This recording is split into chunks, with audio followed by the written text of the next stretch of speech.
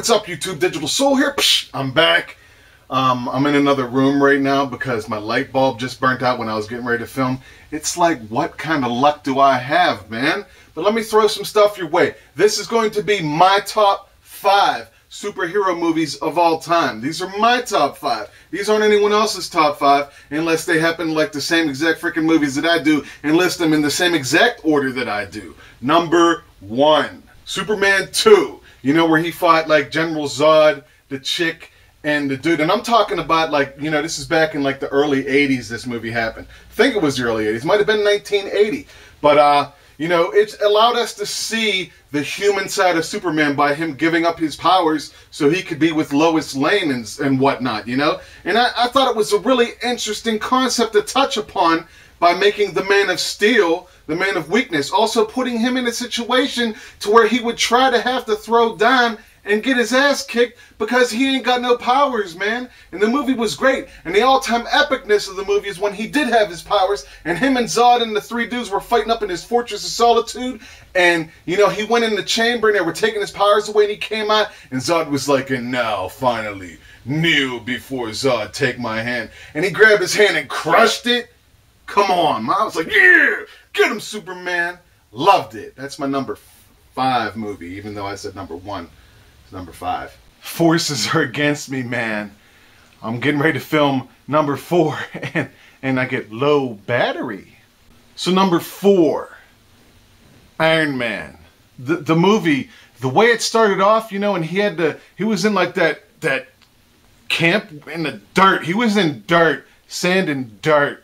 And he constructed this freaking thing to make his power core to keep his heart going, man. You know, that was just, to me, that was pretty freaking epic. And then when he come walking out in that old iron suit, man, and he's trying to fight his way out of there so he get free, and then he gets the boost for the first time, and then he crashes and it all falls apart. But how epic was that, man? You need moments like that in these superhero movies. You need these moments to show that, number 1, that it's just badass, and number 2, that they are human and they can be hurt. And that's what I like about some of these movies. You know, if you got a superhero that just goes out there and just takes down every goddamn thing in his way, and I'm sorry I'm swearing so much, I'm just a little frustrated about not being able to film.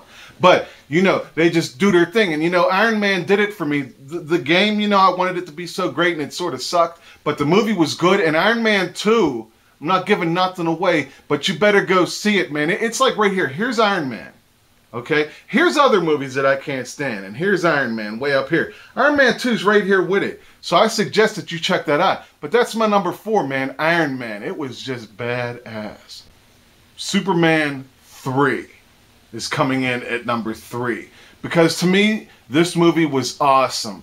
Richard Pryor, you know, bringing the comedy, and, you know, the movie was really good. You're like, well, who's the villain going to be? Because in the first Superman, we didn't really get a villain besides Lex Luthor, no one that he could really fight. So these people, you know, they got Richard Pryor because he had these smarts or whatever, and he's trying to design them some kryptonite so they can weaken Superman, so they can like do some really bad, evil, genius type of things. Well, it doesn't work out that way, and what it causes to happen is Superman sort of doesn't care, and he becomes a little evil, and he's doing some not so nicely Superman type things. Till he gets to the point where he's frustrated with his inner self, and he rips apart, and he becomes 2. You know, so you got like Clark Kent and bad Superman, and they're still sort of fighting. Clark Kent, you know, I mean, you're thinking, you know, what's he going to do? He's still got some powers or whatever because he's fighting and getting it done. So, you know, and then at the very end, climactic, you know, it was pretty cool because Richard Pryor went out of his way, you know, to become the good guy to help Superman to see what it is that he was, you know? That's my number 3 movie. Moving on. My number 2 favorite superhero movie of all time is the first Spider-Man, Tobey Maguire. You know, when he got his powers. They just told this story so well. They put it together so well. They didn't add no garbage to it to make it something that, you know, that us comic book readers of this series couldn't swallow. It was there. You know, besides the fact that he, you know, produced his own web from his body was the only change that they made because, you know, I mean, he made the cartridges because he's scientifical type, smart guy, and he could do that sort of thing. But instead, you know, they gave him his own, you know, so he can, you know, do his web thing. And they just, and it's gone on and it's been really great. They're going to be making another one, but they're going to, like, take it back and make them younger or something and do something different, because the whole cast has been wiped and they're doing new things. And I just hope that they don't squash what was really good, you know, because the first Spider-Man was great, second one was cool, third one was you know, but the first Spider-Man is my number 2 favorite superhero movie of all time. Number 1, for serious this time, is The Watchmen. I never read this comic book back in the 80s. I never even knew what it was. I saw the commercial and I'm thinking, what the hell is this? Who's this blue guy and why is his stuff just swinging about everywhere? But let me just tell you something, man.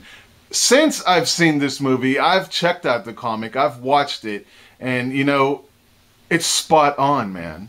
They just did a phenomenal job. This movie isn't like over top of the edge action everywhere. They're telling a story, and they did it so well that this stuff is on HBO right now almost every day, and every time I see this movie on, I watch it. I give it my full attention because I just like the way that they break it down and the way that they wound their story into this movie. I mean, they didn't start out, well, here's this guy's story and here's this guy's story. They're showing you a movie and they're pulling us through a story. They're giving us backgrounds. They're letting us know everything. They're telling us about the Minutemen and everything that's going on. Yeah, they left a little tiny bit of stuff out here and there, but this movie was just epic for me. I didn't even know who the hell they were. You know, I knew who Superman, Spider-Man, Wolverine, and all these guys were, but this movie was phenomenal, man. It was just great, and you know, every star pulled it off. The comedian, you wanted to hate him, but you loved him.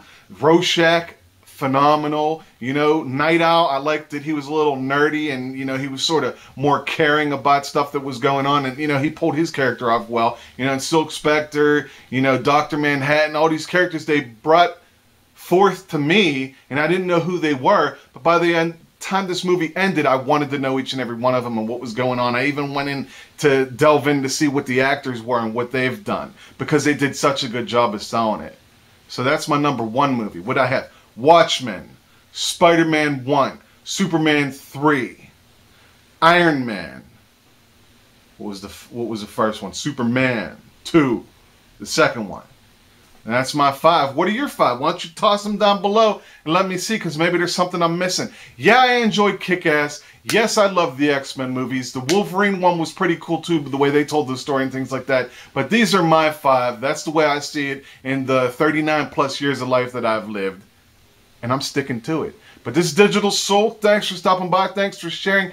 I'm going to be doing Blog TV. I was going to do it tonight, but I'm having lots of issues, man. But I'm going to get it out real soon. And when I do, I'll throw up a video and let you know. It's going to be within the next 7 days. For serious. Thank you for your patience, all right? Peace. Psh.